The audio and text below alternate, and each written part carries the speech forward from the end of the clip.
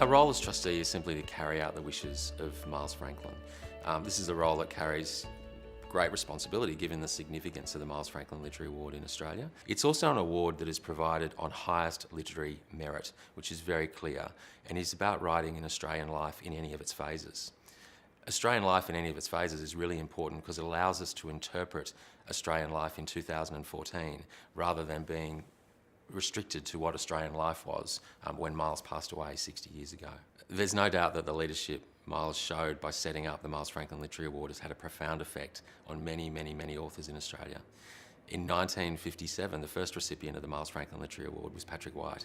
Patrick himself went on to set up the Patrick White Literary Award in 1975, a trust that Perpetual is also proud to manage. As trustee, we're committed to continue to protect and grow the legacy that was created by Miles in 1954.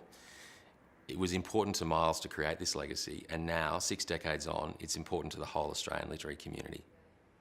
I think Australian literature, over the course of the Miles Franklin Award, which was first awarded in 1957, Australian literature, I think, has become much more, in a sense, global. The earlier emphasis of the novel was very much writing about a particular Australian place and landscape and idea of being Australian.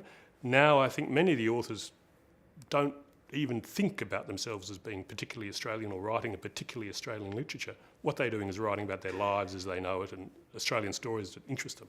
So there's a kind of a subtle but important shift in the way authors approach writing these days. It's not just simply the grand Australian narrative, it's about Australian life, really I think in a global context. I think it can always be quite hard to point out the things that are different about Australian literature, particularly because we have this wonderful tradition of English-speaking novels that we get to draw from.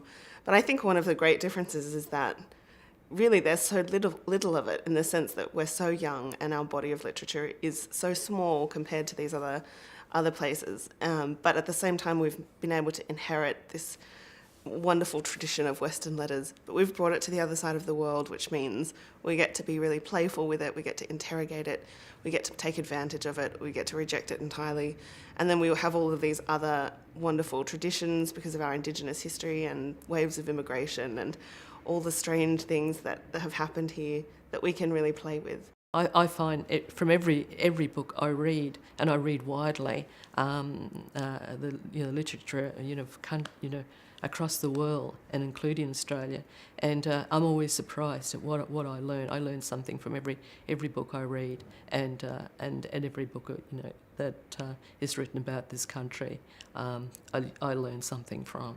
Novels is just this wonderful personal way of getting into somebody's story and empathising with somebody's story that is clearly not your own.